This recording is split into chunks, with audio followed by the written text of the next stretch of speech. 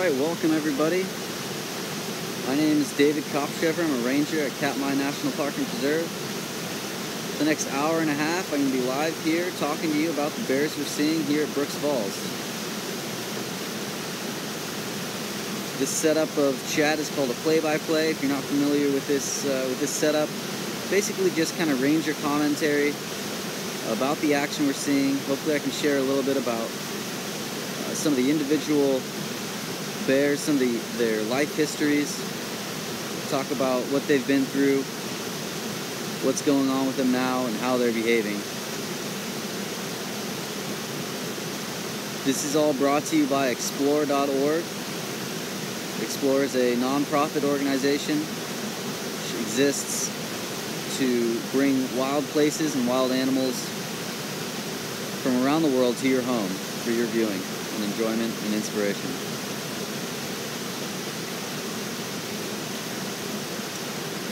If at any time I have a little pause, don't worry, that doesn't mean we've lost the feed. I'm just kind of sitting here and enjoying the show with you. If you do have any questions, feel free to enter them into the chat window beneath the video feed.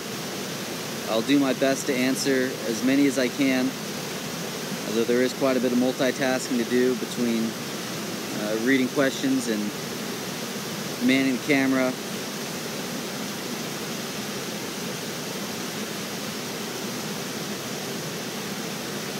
We've also got an awesome community here from around the world watching. People who've been watching the cams for years and who know a lot about the area, know a lot about the bears, so I'd welcome those people to help answer questions as well.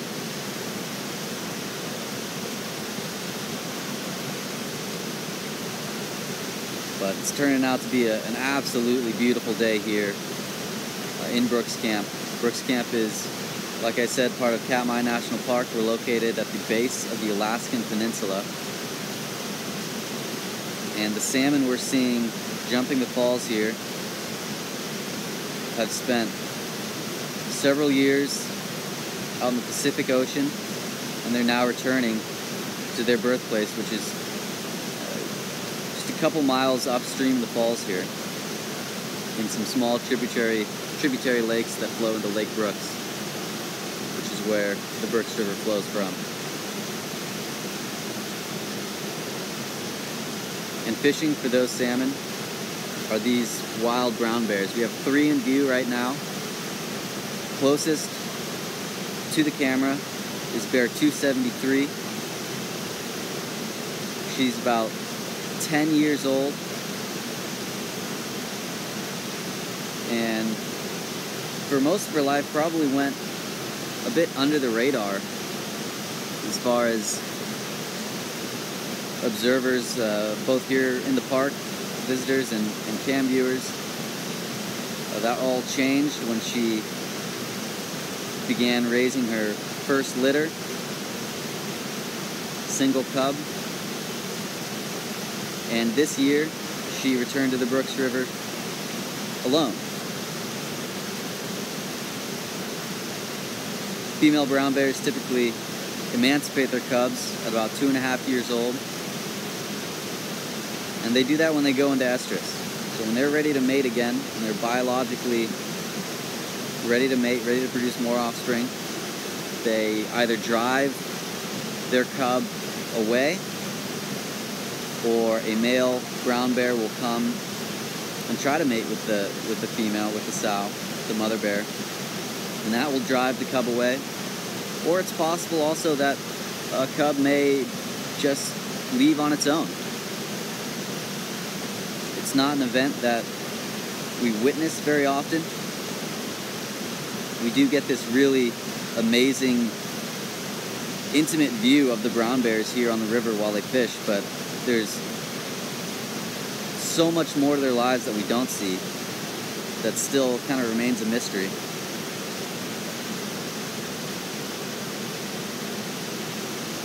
Next in line, this bear in the middle fishing the chikuzi, as we call it, this white water, is bear 480, Otis. He's one of the older males that use the river. He's around 20 years old. He's at least 20 years old, maybe older. Oftentimes we'll see him fishing in the far pool, nicknamed kind of Otis's office, on the other side of the river there. And this is a very successful bear. We've seen him catch over 40 fish in a single day.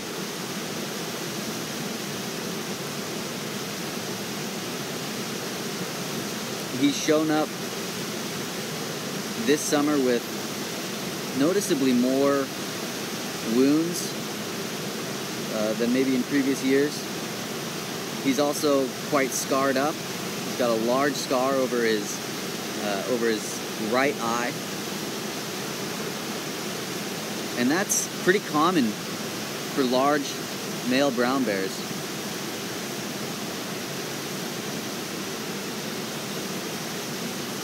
Large males like 480, they have to compete a lot. They have to compete for everything.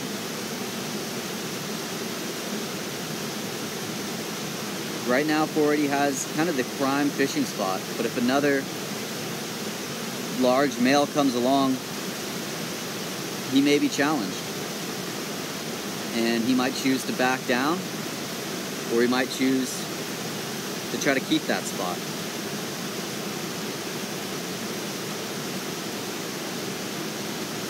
And it really can be a matter of life and death. This time of year, bears, it's absolutely vital that they put on as much weight as possible. There's a huge abundance of food here with the sockeye salmon, but it does not last long. So they have to take advantage of it.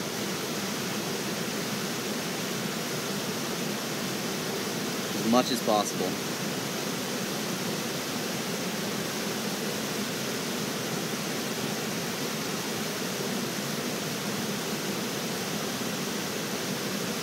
The farthest bear from the camera is 151 Walker. He's another young adult bear, also 10 and a half, like 273, 10 and a half years old. And he spent quite a bit of time at the falls last year and spent a good amount of time here this year as well. When salmon are this abundant, oftentimes bears don't need to spend a whole lot of time here to fill their bellies. The fishing is just so easy. They can come in, catch a couple fish, catch 10 fish, eat as much as they can, and then they'll take off and go take a nap, try to digest that food so they can come back again.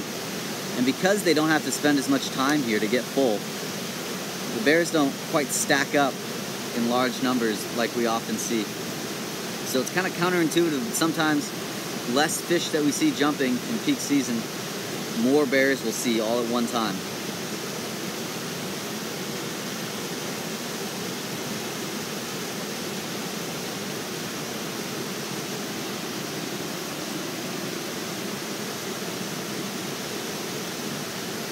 And sometimes we also see, when the fish are this abundant, bears sometimes catch fish and drop them.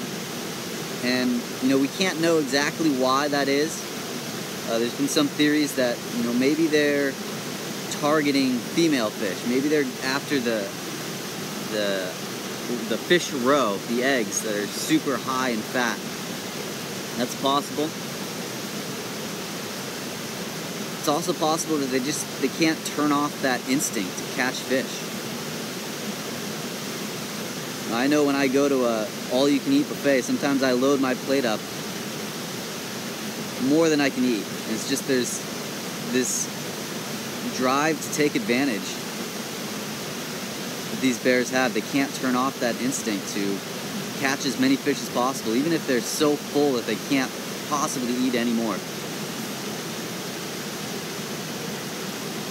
But again, a lot of the questions we have about brown bears, they're not always answerable.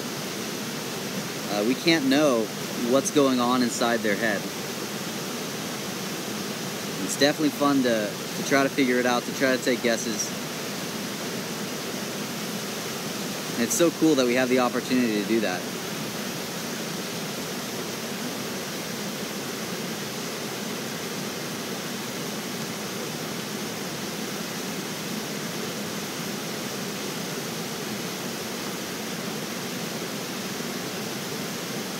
And so Susan Jacobson Hopkins just asked a question in the chat here about the water temperature at the falls.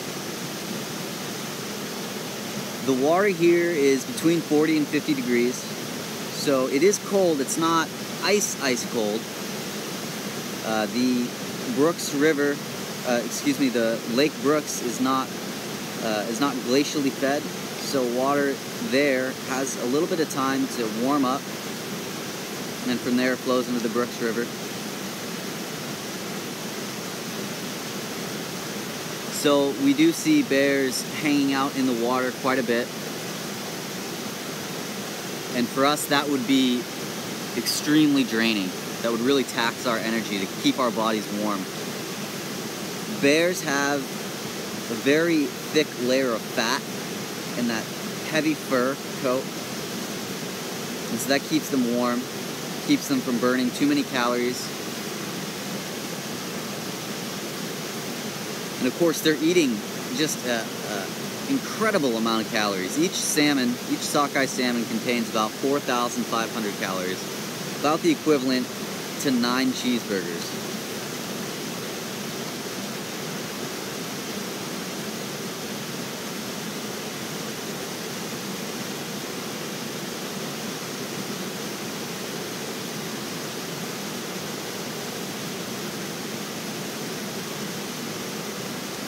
Another question here from, this one from Posting Real, wants to know about the sex drive of boars.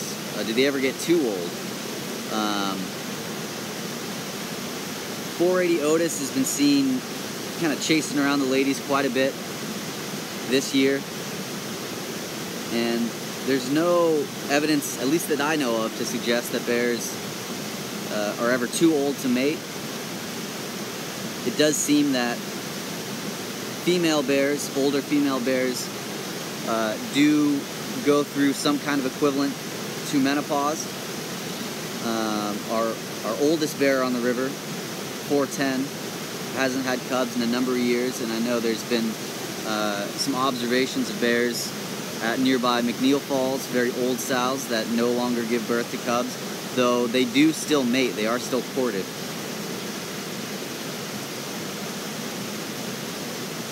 So for a bear like 480 Otis here in the middle, you know, his goal, success in life for a wild brown bear looks like, you know, passing on your genes, making more brown bears like himself. And so as a large, very large male, he's got the opportunity to do that, more so now than probably ever before. Every year, these bears get the opportunity to fish here at the falls, and every year they get a little bit bigger. As they get better access to better fishing locations, they're able to pack on more weight, and that carries over the next year.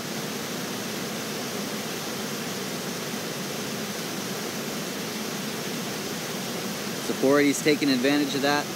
He's kind of taking advantage of his peak size, and he's going to mate as much as possible.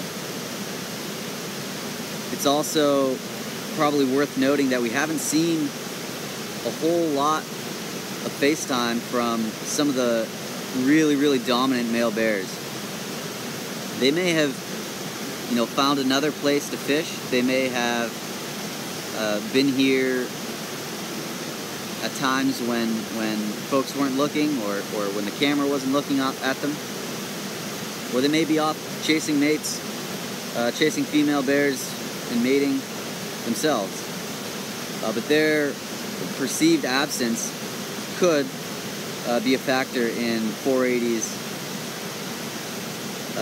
you know, seemingly increased sexual drive. It may just be that he has better access right now because there's not a whole lot of bears that are out there bigger and badder than him to challenge him over females.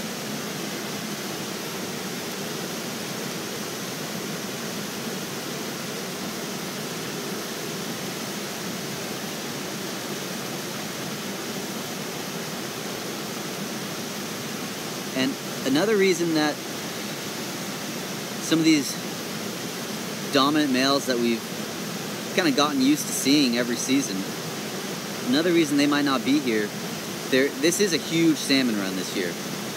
It's not necessarily unprecedented, it's not necessarily a record year yet. We've got quite a bit of July to go. We've got more salmon coming into the river. But with that many salmon coming through this area, small rivers and streams that maybe aren't usually the best fishing locations, they might be, better than usual. More fish in shallow water makes for some easy fishing. And in a lot of those locations, they might not have to compete with other bears. They might not have to take the risk of getting into a fight with another bear over a fishing location. So that may be a draw as well. And we're seeing 273 now stand up on the falls. Looked like she, thought about kind of fishing from the lip. A lot of bears, or rather some bears, do fish from the lip. You get that kind of quintessential Brooks Falls scene of a bear fishing from the lip of the falls, salmon jumping right into its mouth. Not all bears have learned how to do that. In fact, most bears have not learned how to do that.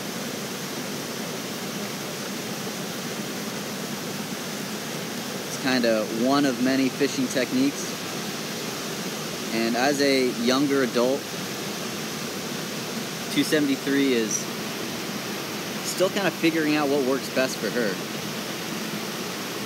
She spent a lot of time in kind of the developed area of Brooks Camp over the last few years with her cub. And we do see females do that fairly frequently. Again, we don't know exactly why. We can't say for sure without knowing what's going on in their heads, but it seems that females with cubs sometimes will spend more time in areas that are concentrated with people in order to stay away from some of those larger, more dominant males that may pose a threat to them and their cubs.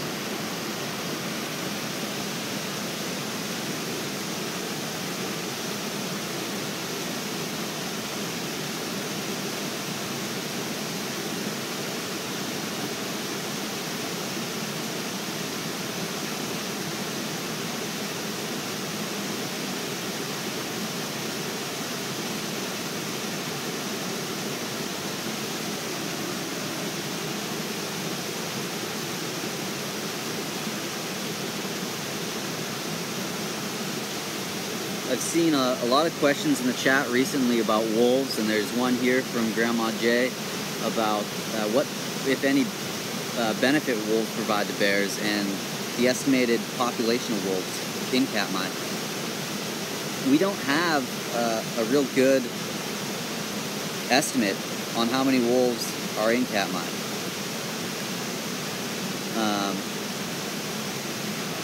So that's something that our resources division may seek to find out in coming years through aerial surveys. Certainly on the coast of Katmai, we do see wolves quite often. And on the Brooks River, it seems, a few times a year we'll see a wolf come in and utilize the river, take advantage of the salmon. Once in a very great while, we'll see them actually fish at the falls. But wolves and bears, they really don't, they don't necessarily get along. They both pose a threat to one another, especially to their offspring. To both animals, really a meal is a meal. So whether it's a wolf pup or a brown bear cub, if it's an easy meal, both animals will take advantage. And so that's kind of the reason we don't see a whole lot of wolves here on the Brooks River. There's just so many bears. Of course, bears are bigger than wolves, so they can kind of have the upper hand, chase them away. But still, we do see wolves come in periodically, usually for brief periods of time. Maybe come snatch a fish and then take off.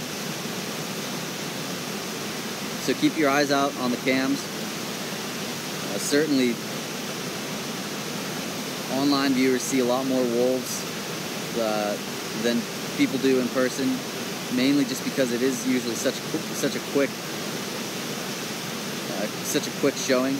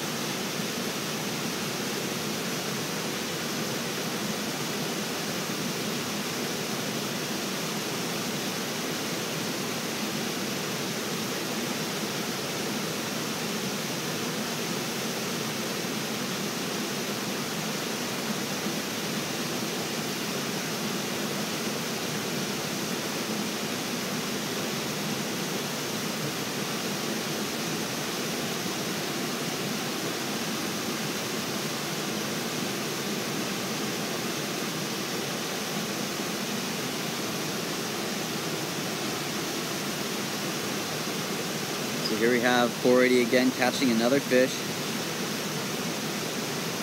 And 480, as I've mentioned a few times before, he's a bit older, his teeth are wearing out. He appears to be missing 2 canine teeth, and the remaining teeth that he does have are really worn down, almost just kind of nubs.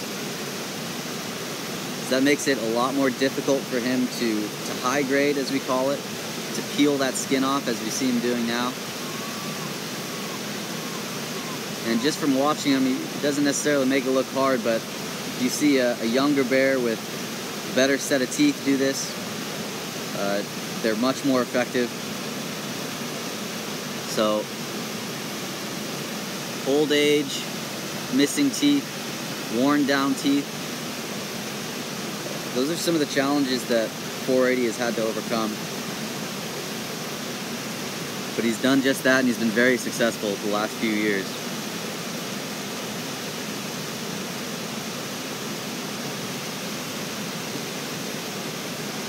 Looks like 273 is coming on back up the river.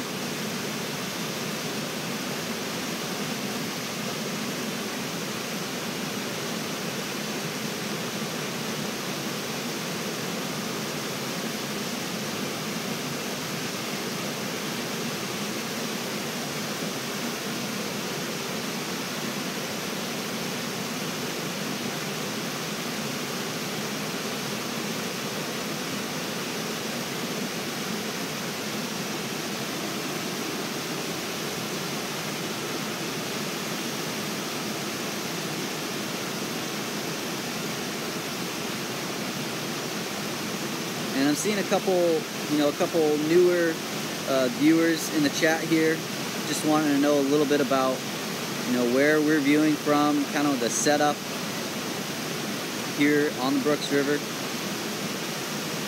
So we do have 3 viewing platforms along the river. There's a lower river platform with a lower river webcam on it.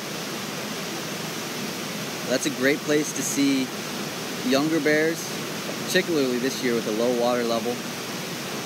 and sows with cubs who kind of want to avoid the falls area. There's another platform just about 150 yards downstream from where I'm standing. That's the Riffles platform. Also a good place to see sows with cubs. Maybe some slightly more dominant or more kind of daring mother bears who are more willing to bring their cubs up to this area where more aggressive males may be hanging out. And then where I am, the falls platform. This is kind of oftentimes the prime viewing platform. This is kind of sometimes is the place where you can get closest to the brown bears on one of the elevated platforms. And these platforms are about 12 feet off the ground. In themselves, they don't necessarily stop bears from getting on them. It's definitely a deterrent. But if a bear really wanted to, it certainly could come up onto the platform. The reason that they don't is we really give them no reason to. There's some really strict rules in Brooks Camp about food. People are not allowed to carry food on them while they're traveling around in Brooks Camp at all. We're not allowed to eat food, certainly not on the platforms. Only in a few designated locations with electric fences surrounding them. And people are asked to stay in predictable locations while traveling in Brooks Camp. So these isolated areas, these elevated viewing platforms, people can congregate here. Bears become used to people being just right there and just standing there watching them, not posing any threat, not having any objects or food items that would interest them. And so for that reason, they're able to just focus on the food they have in front of them, which is relatively easy to catch and extremely high in calories, fat, and protein. And so it really just doesn't make sense for a bear to be interested in anything on the platforms when they have all this food here in front of them, which is so vital to their survival.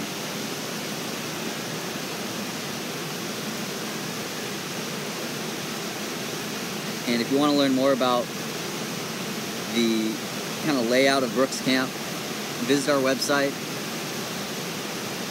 nps.gov/KATM.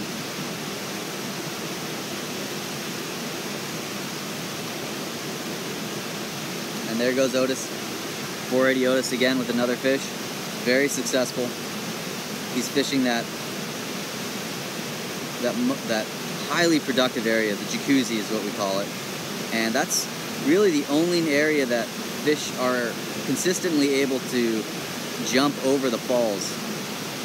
The water is deep enough just in that one spot where the force from the water coming down off the waterfall has enough room to then, circulate off the bottom and rise upwards. So that's the air and white water that we see coming up. And the fish can ride that upward momentum and make it up over the falls. A lot of the fish that we're seeing, we can see are not successful in their jump. There's some data accumulated by former Katmai Ranger Mike Fitz, suggesting that around just under 7% of the jumps that are made are successful. Now, that doesn't mean 7% of the fish are successful, but 7% of the jumps result in success in getting over the falls. Most of these fish will just keep on trying until they make it. And we don't have any real way of tracking that accurately, but the way that we know that is, fish come back every single season and they try to jump the falls again.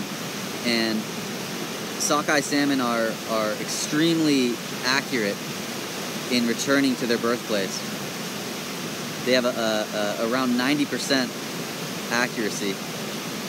So just about 10% are what we call strays. They'll spawn somewhere other than their birthplace. That might be below the falls, that might be in a different river.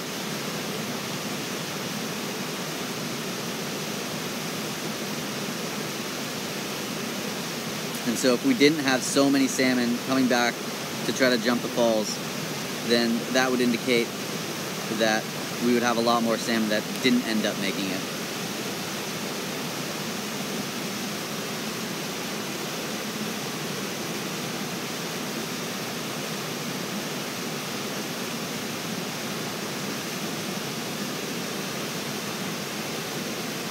Of course, a lot of the salmon do kind of die trying. One of the sacrifices that they make. Either they are eaten by a bear, or they might just tire themselves out. They might hit their head on a rock. It's certainly possible for salmon to injure themselves during their journey.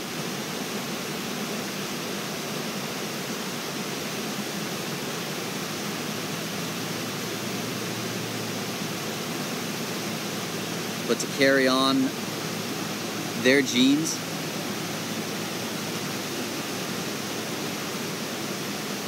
and to kind of extend their population, they make that sacrifice.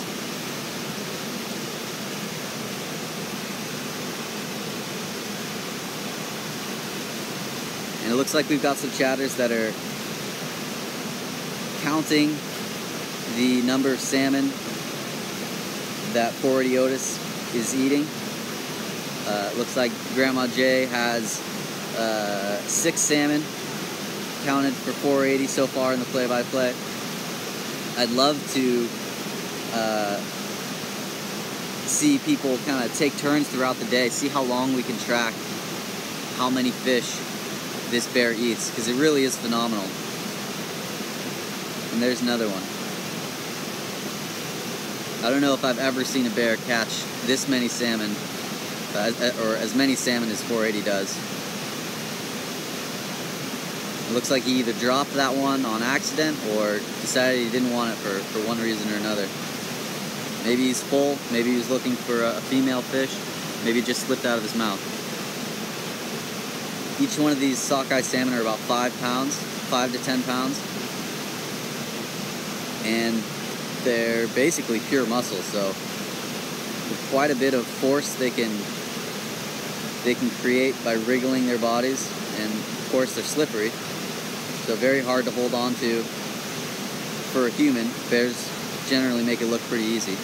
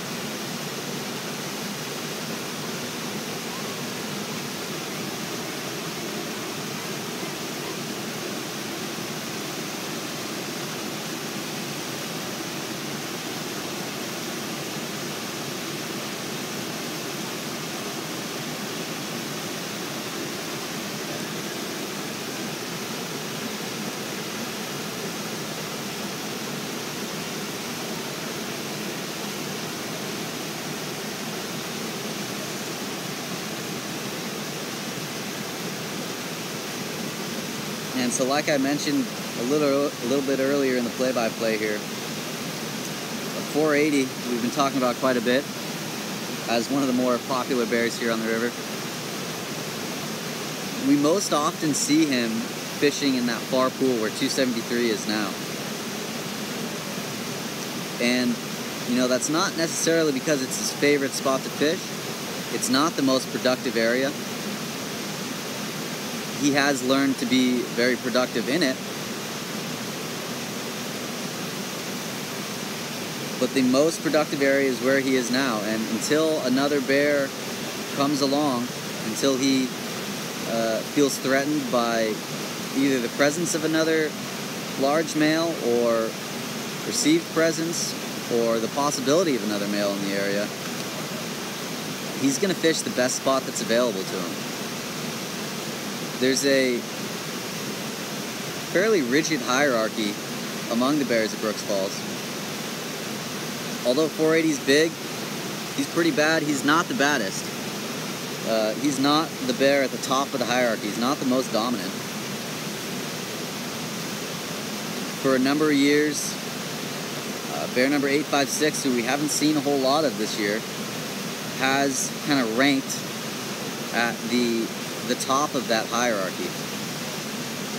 And that this kind of system exists so that bears don't just completely tear each other apart.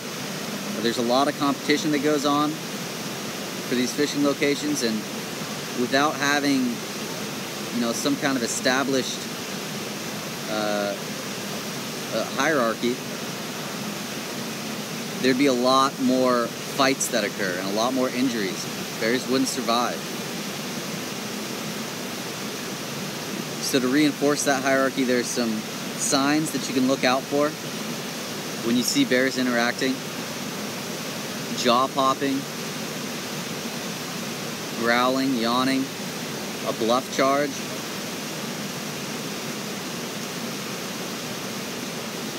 Those all could indicate competition between the bears and them working out their spot in the hierarchy.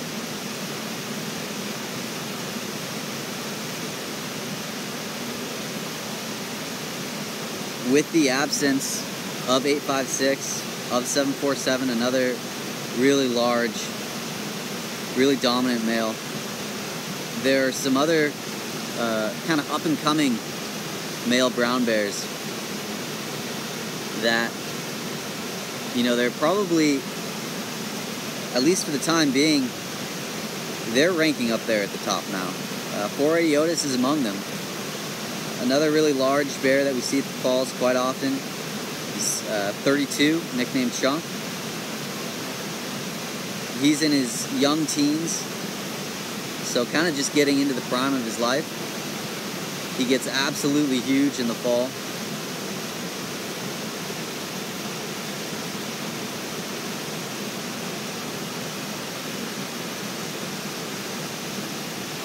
And he's been, you know, basically having his pick of where he wants to fish at the falls. Another really dominant male that we've seen quite a bit over this summer is 634, nicknamed Popeye. That's a bear that's been known to steal fish from other bears. And we've seen him push other bears around a good bit as well.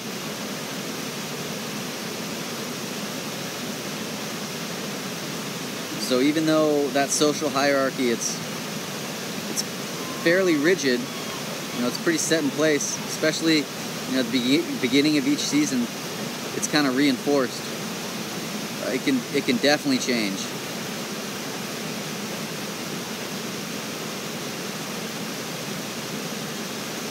Last year, it seemed that 814, nicknamed Lurch, stopped using the falls. We did find a bear carcass behind the Brooks Falls viewing platform, about 100 yards back, and we do believe that body belonged to 814. And so with that potential vacancy, it'll be interesting to see, you know, who fills that gap. Who becomes kind of the number 3 most dominant male on the river. As far as we can tell right now, 856, still the most dominant male, followed by 747, probably the largest bear to use the river. And if I had to venture a guess, I'd say 634 is likely to be, you know, kind of ranked by us in that third spot. So keep your eye out for behavior that may be dictating that hierarchy. can be some of the most exciting bear viewing of the season.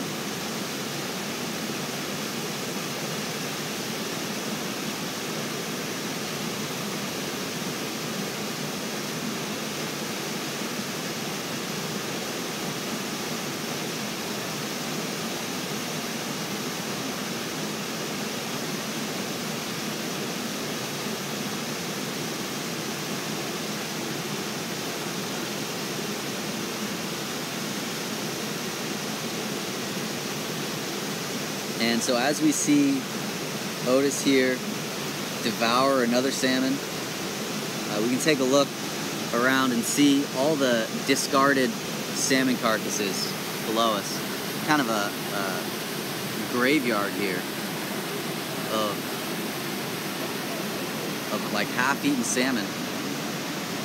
Salmon that have been, the skin's been peeled off, the brain's been eaten, the roe if it's a female salmon, and the rest is left. And it really doesn't go to waste.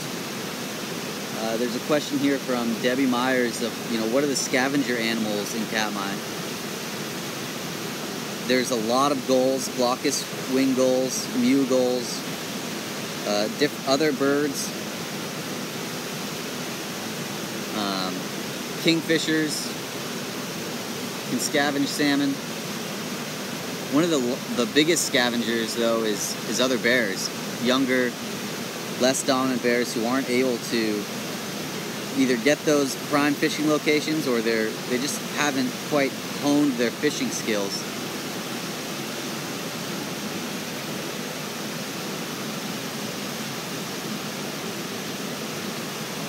Wolves will certainly capitalize on an easy salmon carcass.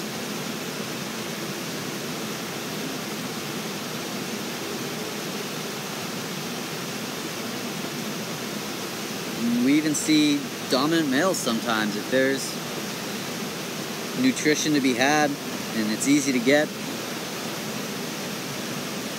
bears don't have pride. That's a human characteristic.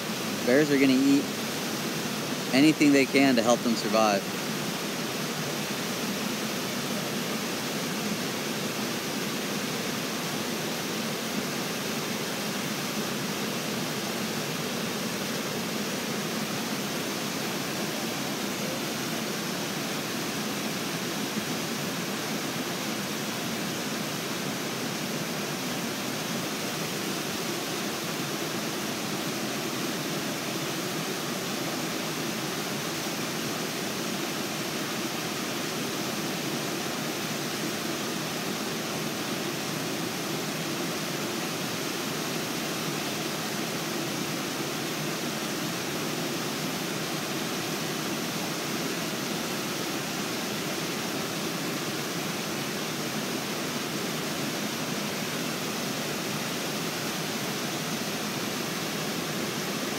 And I don't know if it's viewable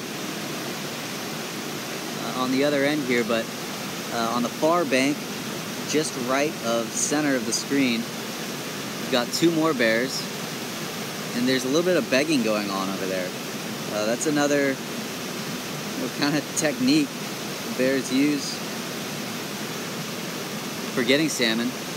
Not always the most effective. But the downstream bear there is hoping to get the scraps, hoping to get some reward from hanging out in close proximity to this other bear.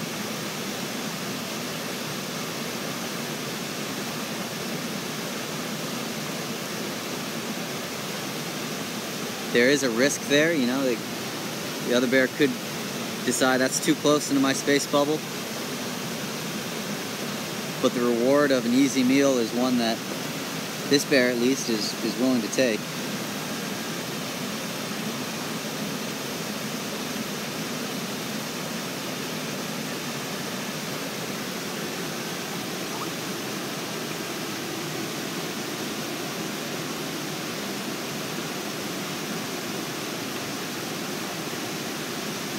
Other scavenger animals on the Brooks River include lake trout, rainbow trout, long-nosed suckers, whitefish,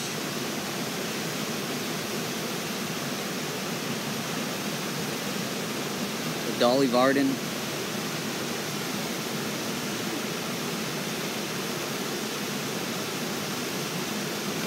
grayling. So lots of other fish in the river that will eat up little bits of salmon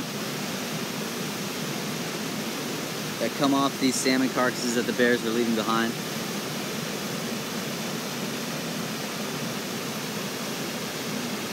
There are lots of bugs here in the park. Beetles, maggots feed on salmon.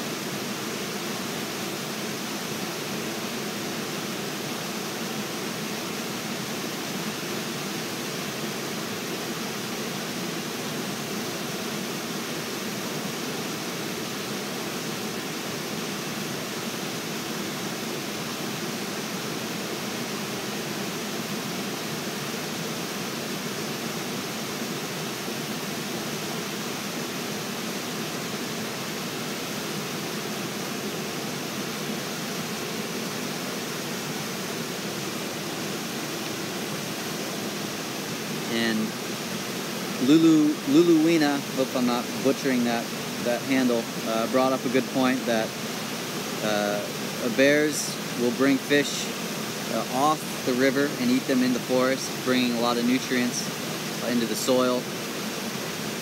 And that certainly has an effect on the plant growth here.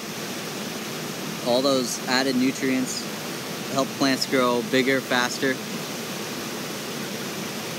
And so we have really, really dense vegetation all around the river here. And that's in part because bears are taking salmon out of the river, eating, those fatty parts, skin, brain, roe, and leaving the rest to decompose.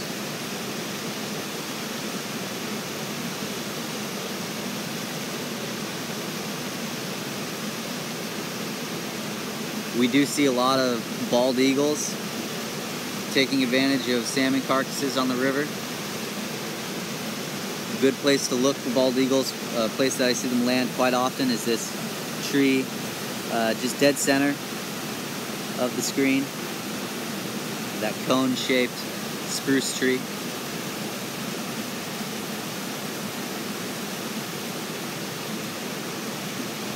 That's not a bald eagle nest, but it is somewhere that they land quite often.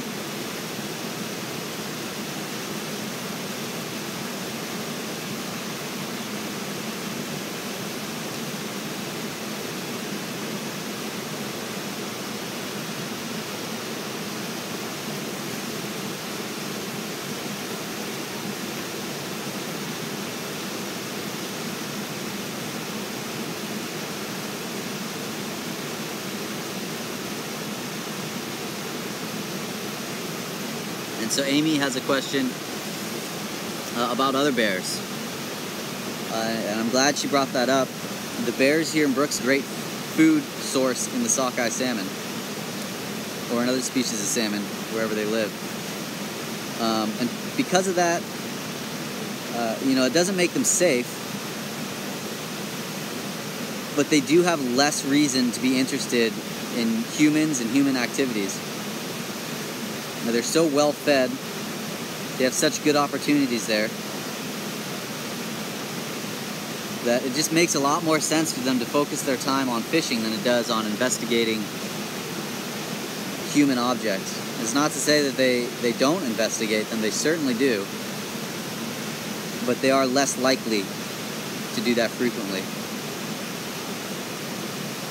So that's one distinction between Alaskan coastal brown bears and maybe like the inland grizzly bear or the inland black bear.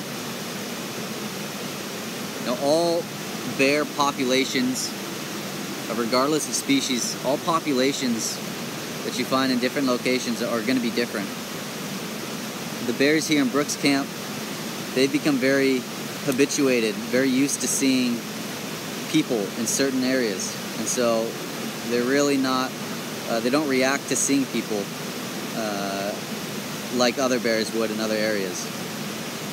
You could even take the same bear, one of the bears we're looking at here at the falls, put it in another location and put a person near it, and it will react very differently than it will in this specific area.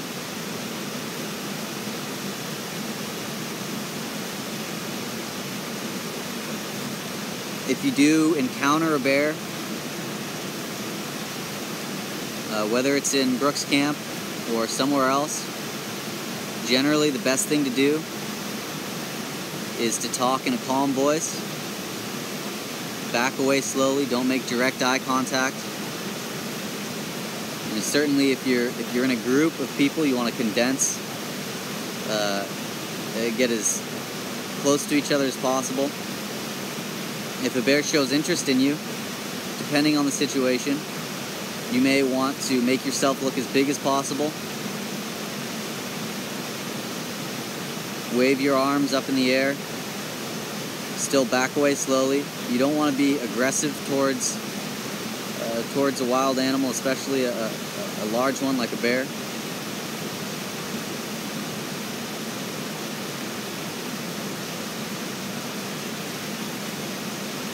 The first approach is to back away slowly. Let the bear know that, number one, you're human, and number two, that you don't pose a threat to it.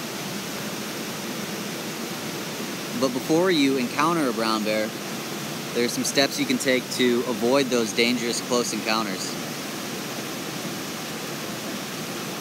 Brown bears and all bears are really skilled scavengers. So they'll find, with their great sense of smell, they can go find an animal carcass, and that's a lot of calories that they can eat. But oftentimes they'll defend that carcass. So if you're walking through the woods and you smell something that's a little off, you smell some kind of decaying flesh, some kind of animal carcass, the best thing to do is just to turn around and go back the way you came. You never know who's going to be there with that carcass.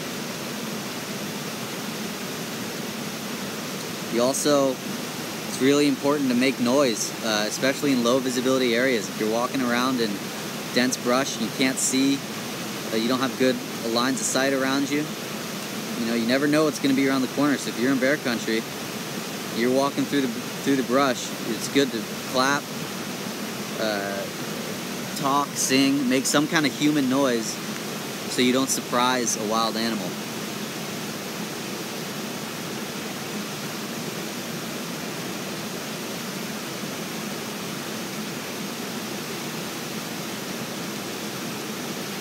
And whether you live in bear country or you're out visiting, traveling, backpacking, or camping, it's really important to keep food rewards away from bears.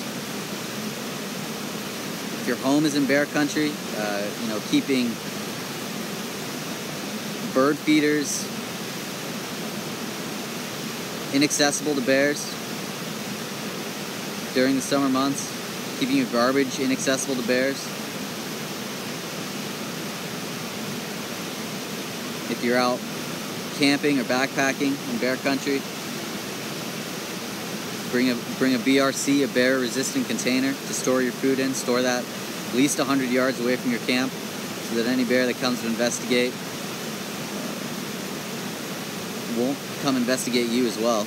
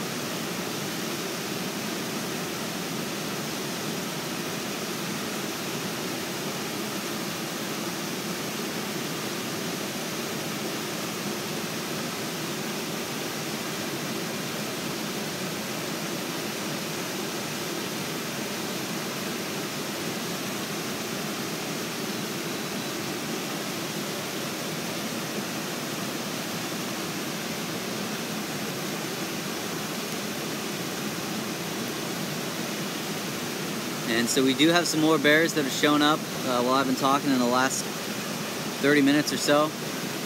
Still 480 Otis here in the close pool. On the other side of the bank, by the down log, is bear 505.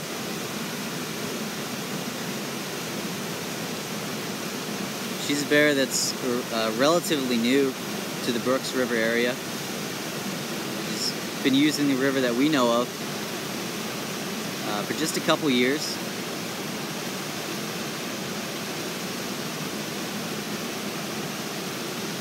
Upriver from her, kind of in the elbow of the falls area on the other side,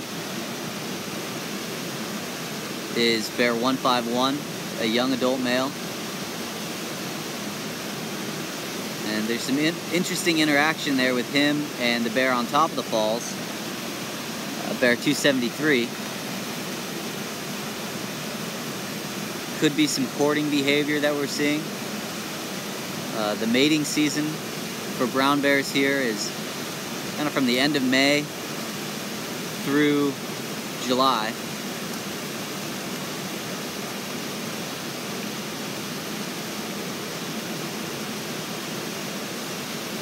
A lot of the mating activity does happen earlier, as there's less food available, so they can kind of use their time wisely.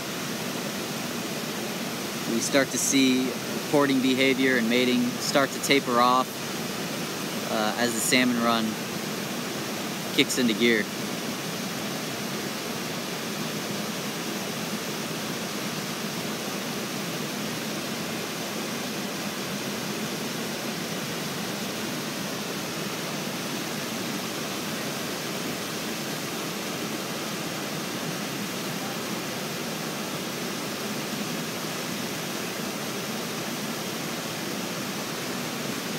And downriver, we have a few more bears.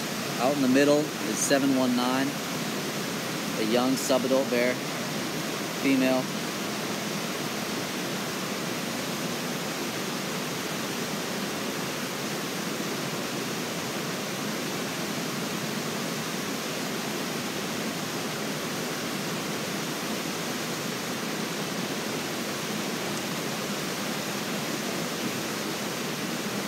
And it looks like perhaps 261 behind her.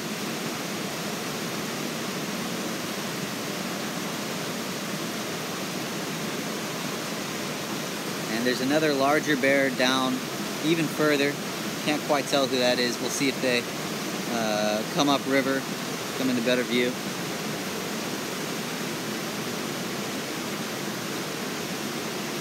But 719, now here, kind of approaching the island, is one of many subadults that are using the river this year.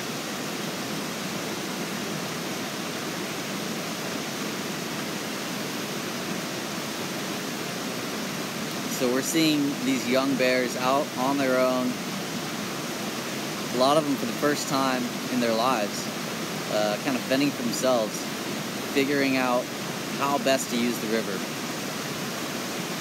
how to get the best access to fishing while also staying safe, avoiding larger bears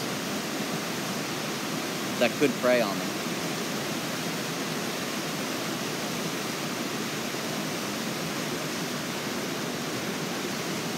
And the riffles area, just downriver the falls there, is really a great place for them to hang out. There's a lot of salmon moving through that shallow water, getting up to the falls that they can pounce on, like 719 is trying to do here.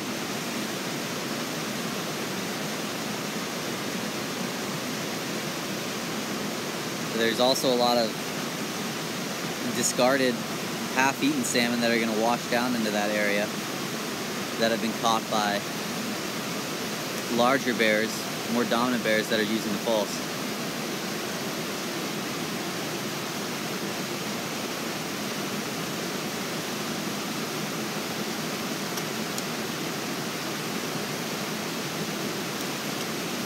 The bear I mentioned earlier, 261, fishing the riffles there.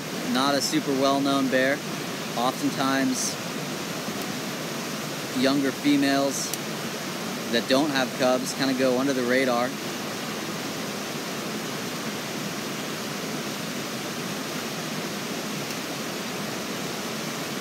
They can be a bit inconspicuous. 261 is in the bear ID book. If you're not familiar with that, it's in there's a link to it at the top of the chat. Check that out. That'll help you try to identify some of the bears that you're seeing on the cams, or if you come in person.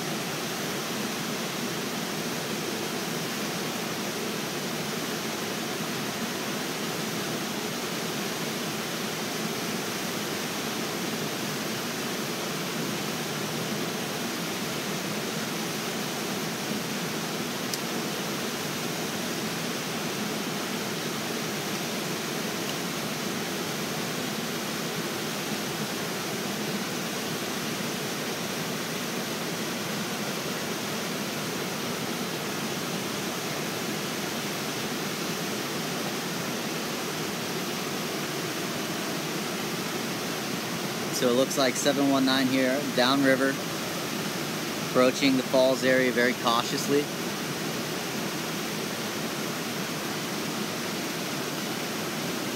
Again, on the far bank is 505. Closest to us, 480 Otis.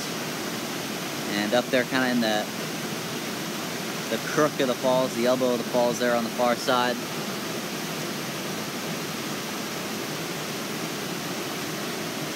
Double check.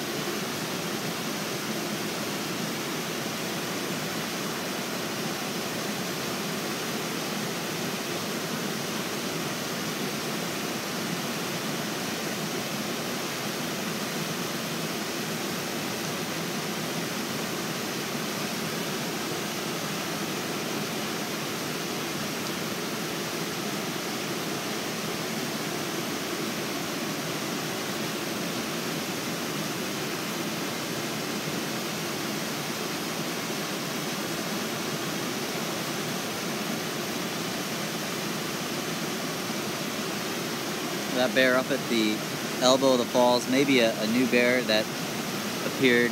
I can't get a very good look at it right now. We'll see if that bear comes into better view in a few moments. Try to figure out who it is.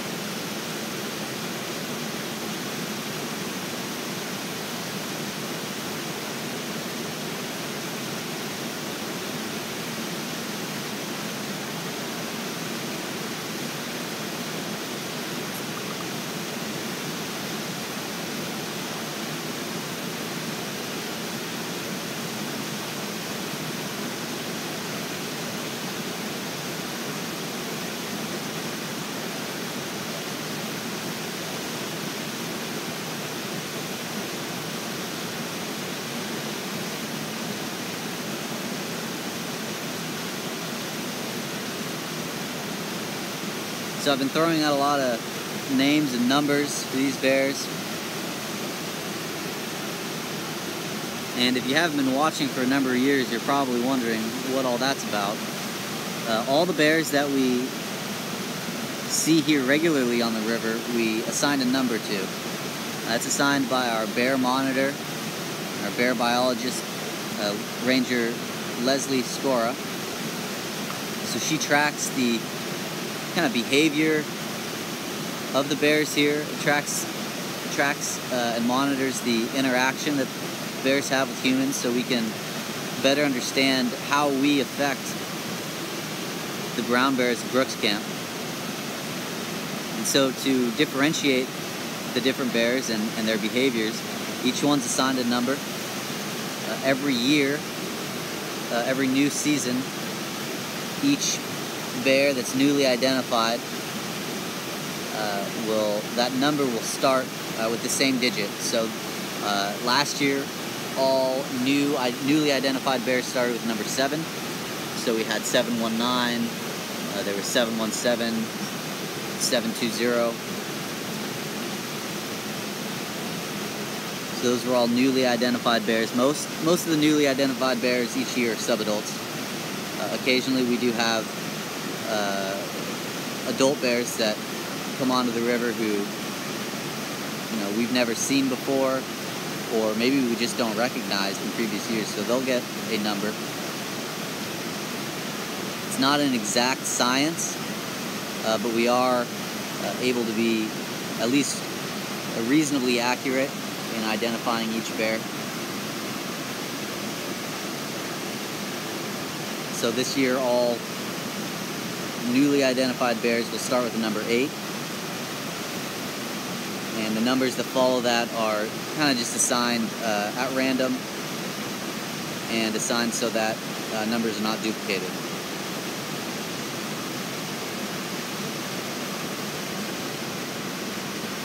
Some bears are kind of inevitably given nicknames. It's sort of a natural human tendency to assign names to objects, to animals.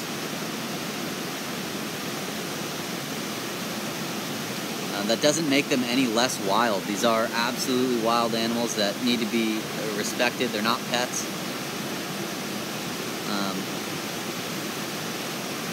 But nicknames can help us remember who's who, can help us remember some of the individual characteristics, behavioral or physical, of some of these different bears. And they really are all unique. They have different experiences, different behaviors. They've all got a different story to tell that we can learn from. And so having those nicknames can help us to kind of retrieve those characteristics of each bear.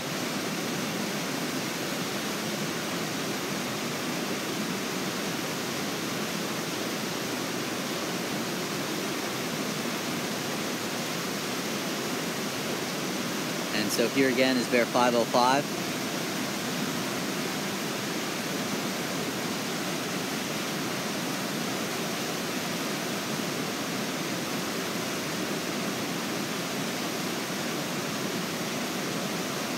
And it looks like she may have picked up a dead or dying salmon, maybe one that had already been eaten a little bit.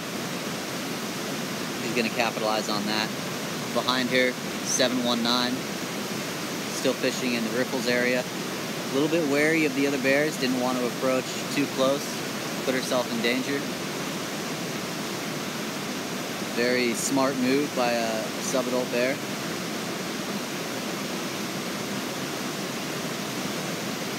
But still taking advantage of a very good fishing location. Not the best,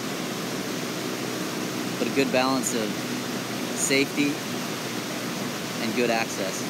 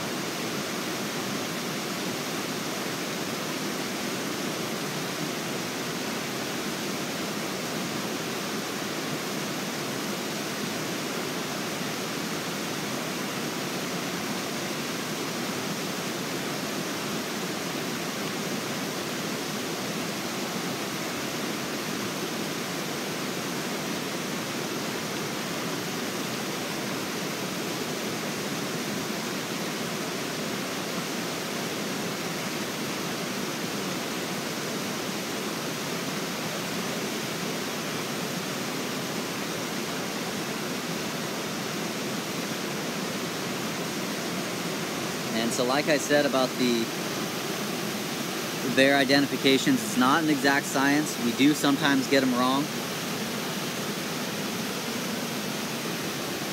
So if you ever hear me say that this is bear XYZ,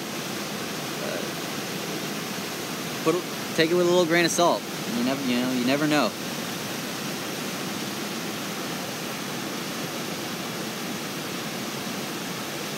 We don't assign numbers to cubs.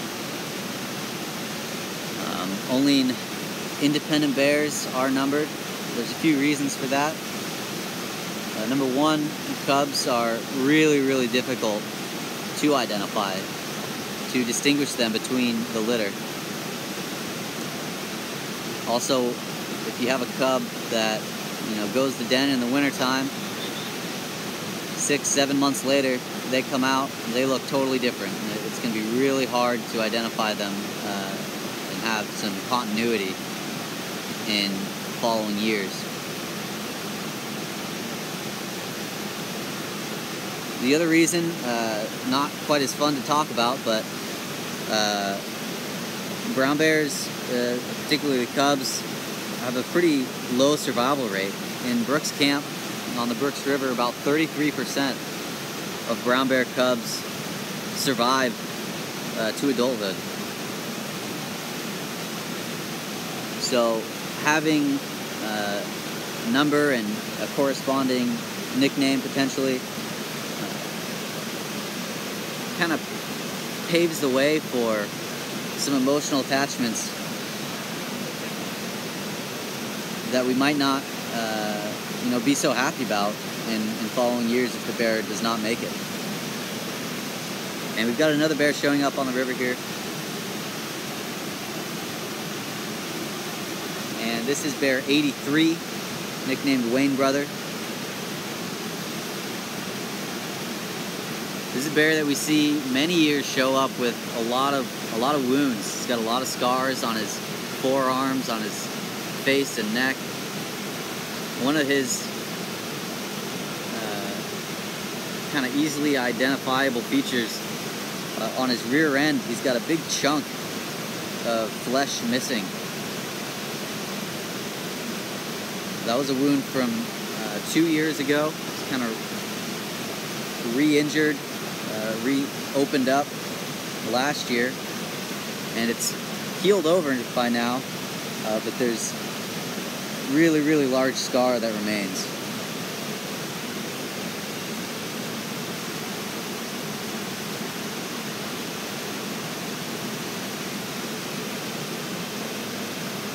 And 83 was first identified as an adult back in 2008.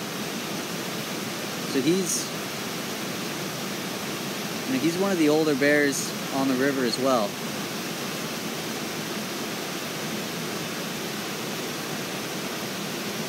And older bears like 83, like 480, they're going to have a lot of scars just because they've had more time to accumulate them. It doesn't necessarily mean that they kind of get into trouble more, or that they are more prone to getting into fights with other bears. They're going through the same process that all male bears go through. Competing with others, trying to find a place in the hierarchy.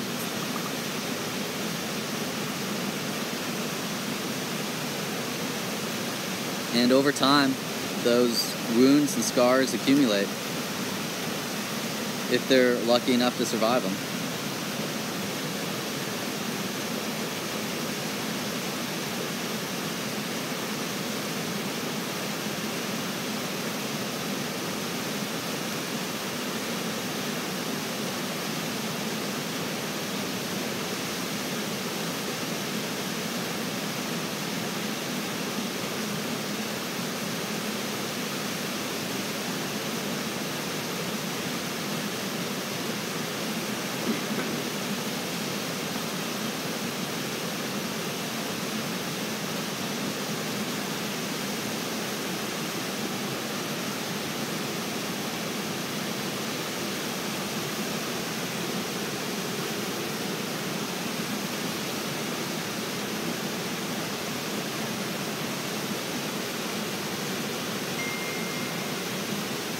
And 480 Otis here below us eating another fish. Grandma Jay's count is 16 salmon in the last hour and a half, a little under hour and a half. Just a tremendously successful bear.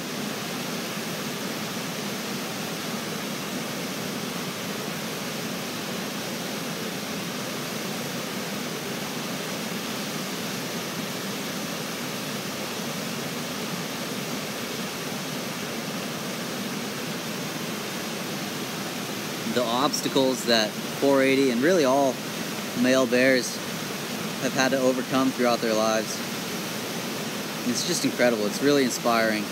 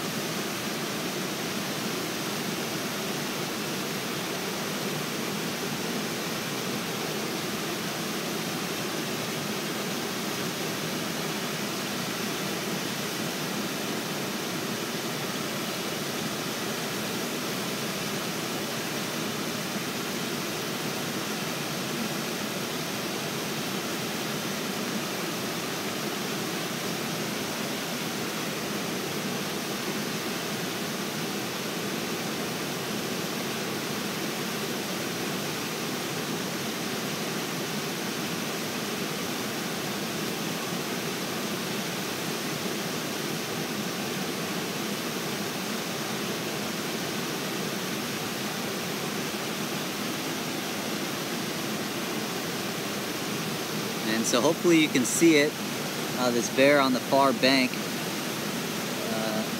Not sure who it is, definitely a larger male. Lots of scars on the top of the head, on the shoulders. And looks like every time he catches a fish, he turns around and eats it up against the bank there. That's a technique that we see a lot of bears use, not all bears.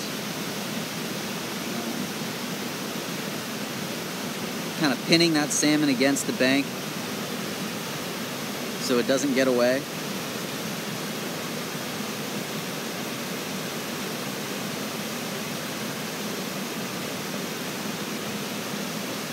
Another technique for holding on to the salmon is what 480 Otis is doing here. A lot of bears do this as well, pinning the salmon against one forearm with a paw and stripping the skin off.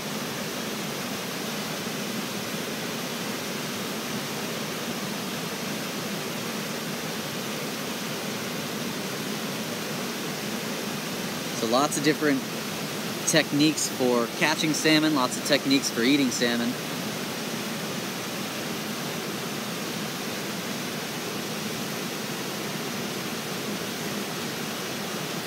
It's just one more example of how these bears are really unique individuals.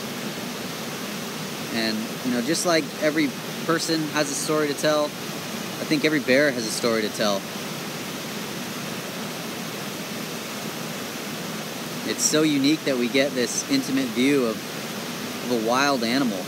Even if it is just while they're here eating, there's so much time that they spend off camera that we don't know what's going on, but there's also so much on camera that we get to see. It's not very often that you see such an up-close and personal view of a wild animal, let alone a wild brown bear.